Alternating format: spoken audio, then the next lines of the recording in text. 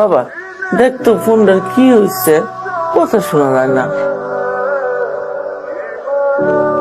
Speaker চলে গেছে মা, সমস্যা নেই। আজকে অফিস থেকে আসার সময় একটা ফোন, স্মার্টফোন 20,000 টাকা নিয়ে আসতো, রাখতেছিলাম। 20,000 টাকা দিয়ে কি করবা?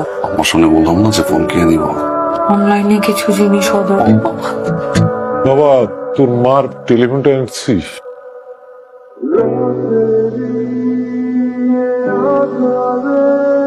বাবা, টেলিফোন আনার জন্য যে টাকাটা আমার কাছে ছিল ওটা আমি অনলাইনে খরচ করে ফেলছি, সেই জন্য এই মাসে টেলিফোনটা আনতে পারে নাই। নেক্সট মাসের বেতন থেকে কিনে দিবে বলছে। মা, আপনি ততদিন চাইলে আমার ফোনটা ইউজ করতে পারেন। সমস্যা নাই।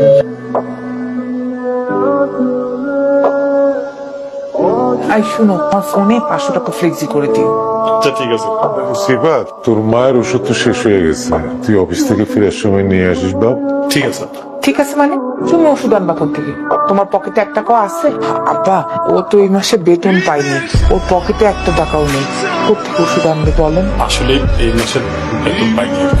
আব্বা, ফয়সালকে বলেন ও ওষুধগুলো এনে দিবে। ফয়সলকে তোর মার মোবাইলে কিনে দিতে পারে না, টাকা নাই বলে। ঠিক আছে দেখি। কথা কথা টাকা মিশা কথা কেন কো?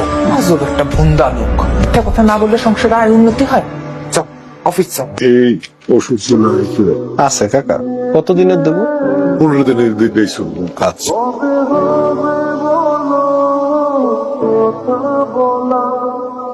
কাকা 2230 টাকা দাম হয়েছে। আমি ওই 2 দিন পরে এসে টাকাটা দিয়ে দেবো। কাকা আমাদের এখানে তো বাকি দেই না। আমি তো এই 4 নম্বর গুলিতেই থাকি, আমি নিজে এসে দিয়ে যাবো, কোনো অসুবিধা নাই। আপনার আমি চিনি কাকা, কিন্তু মালিকের খুব প্রেশার, আমাদের বাকি দেওয়া নিষেধ। দিন করে দিয়ে দেবো, তুই চিন্তা কর। আচ্ছা ঠিক আছে। তুমি কে বাবা? আপনি আমাকে চিনবেন না, এটাই তো স্বাভাবিক। এই বাসার দিশা ম্যাডাম আছে না, উনি আমাদের ব্যাংকে 15,000 টাকা মাসিক ডিপিএস করেছে। আম্মা নাকি ডাকে? দেন ডিপিএস এর টাকা দেন, ডিপিএস 15,000 টাকা দেন। তোমার সাথে আমার একটা কথা ছিল আর কি। এইভাবে ভাড়া বাসায় আর কতদিন? আমি ভাবছি আমরা একটা ফ্ল্যাট নিব। না মানে এখন না, টাকা পয়সা জমায় তারপর একটা ফ্ল্যাট। আমার খরচ, তোমার খরচ। আব্বা আম্মাও একটু খরচ। না মানে ফ্ল্যাটটা কিনলে তো আব্বা আম্মাও আমাদের সাথে থাকবে না। বড় ভাইরা ডিপিএস খুলছে 15,000 টাকা। সাথী, আমার শরীরটা খারাপ তো, কয়টা কাপড় ভিজেছে, একটু ধুয়ে দাও তো। ভাবি, আমার তো আসলে একটু হাতে ব্যথা। মিথ্যা কথা বলো কেন? এই তো তুমি মোবাইল টিপতেছিলা, মোবাইল টিপার সময় হাত ব্যথা করে না? না সাথী কি হয়েছে? কি হয়েছে বলো? একটু হয় নাই। শোনো, আমি আর 1 মুহূর্ত এই বাড়িতে থাকবো না। এই মুহূর্তে তুমি আমাকে নিয়ে বের হয়ে যাবা। এই বাসা থাকবো না মানে কি হয়েছে? আমরা আর এই বাসায় থাকবো না। 2 দিনের মেয়ে আসতে পারলো না, ও আমার মুখে মুখে তর্ক করে। এখান থেকে সরে গেলে আমাদের জন্য ভালো। এই একটা চান্স পাইছি, চলো আমরা বের হয়ে যাই। বাসায় কিছু হয়েছে? আব্বা, সংসারটা তো এখন অনেক বড় হয়েছে, ওদের মধ্যে মানুষজনও বাড়ছে। আমি তাই সিদ্ধান্ত নিয়েছি আমি আপনার বৌমারে নিয়ে আলাদা হতে চাই। কি বলতেছো তুমি এগুলো? তো মানুষ ঘরে কোথায়? আমরা যারা থাকার তারাই তো আছি না। তোমার যে টাকা দিতে বলছো মাসে, তা তো আমি দিচ্ছি না। কিন্তু তার বাহিরে আম্মার যা লাগে, আম্মার কি আম্মা আব্বা তো দেই না, দেই না। তুই সকালে যাস, রাতে বাসায় ফির। তুই কি জানোস বউ যে আমার বউয়ের সাথে খারাপ ব্যবহার করছে? আমি ডিসিশন নিছি, আমার ডিসিশন ফাইনাল ডিসিশন। ভাইয়া কথা শোনো ভাই, ভাইয়া সাথী আর ভাবির ভিতরে আমরা ভাইয়া ঢুকতেছি।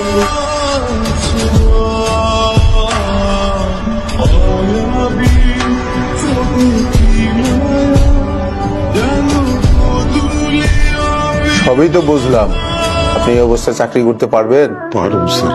আপনার বয়স হয়েছে, এই শরীর নিয়ে সিকিউরিটি গার্ডের চাকরি 8 ঘন্টা দাঁড়ায় থাকতে হবে। প্রথম হয়তো একটু কষ্ট, এবং তারপরে অভ্যাস হয়ে যাবে। চাকরিটা আসলে আমার খুব দরকার। আপনার কি ছেলে মেয়ে নাই? আছে স্যার, আমার 2 ছেলে। আপনার ছেলে মেয়ে থাকলে আপনি চাকরি করতে আসবেন কেন? আসলে আমার ছেলেরা যে চাকরি করে তাতে ওদের সংসার চালাইতে তো কষ্ট হয়ে যায়। স্যার আপনি আমার চাকরিটা দেন, আমি যদি না পারি তারপর 2 দিন দেখে আপনি আমার বিদায় দিয়ে দেন। ঠিক আছে, তাহলে কালকে থেকে জয়েন করেন। কি রে, তোরা কই যাস? বুঝ যায় মানে আব্বা, চলে যেতেছি। তুই যাইস না বাবা। আপনি দেখেন না যে ওই বউ ওর সাথে কেমন ব্যবহার করে? এইভাবে কি এই বাসাতে থাকা যায় না? আমি এই বাসাতে থাকবো না আব্বা, আমি গেলাম।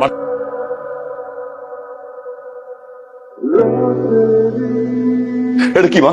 এটা কি? আমি যে অফিসে চাকরি করি সেই অফিসের সিকিউরিটি গার্ড আমার বাবা। এই ড্রেস কেন বাবার গায়ে? সাথী, এই সাথী, এটা কি? এটা কি? 35,000 টাকা আমি বেতন পাই, যে জন্য 5টা পয়সা খরচ করি। আমার বড় ভাই চলে যাওয়ার পর আমি বলছি বাসার খরচ লাগুক, মায়ের ওষুধ লাগুক, আব্বার চিকিৎসা লাগুক, সব খরচ আমি দেখবো। আম্মা বলছিলাম আমি বাবার গায়ে সিকিউরিটি ড্রেস। আমার বাবার গায়ে সিকিউরিটি ড্রেস কেন?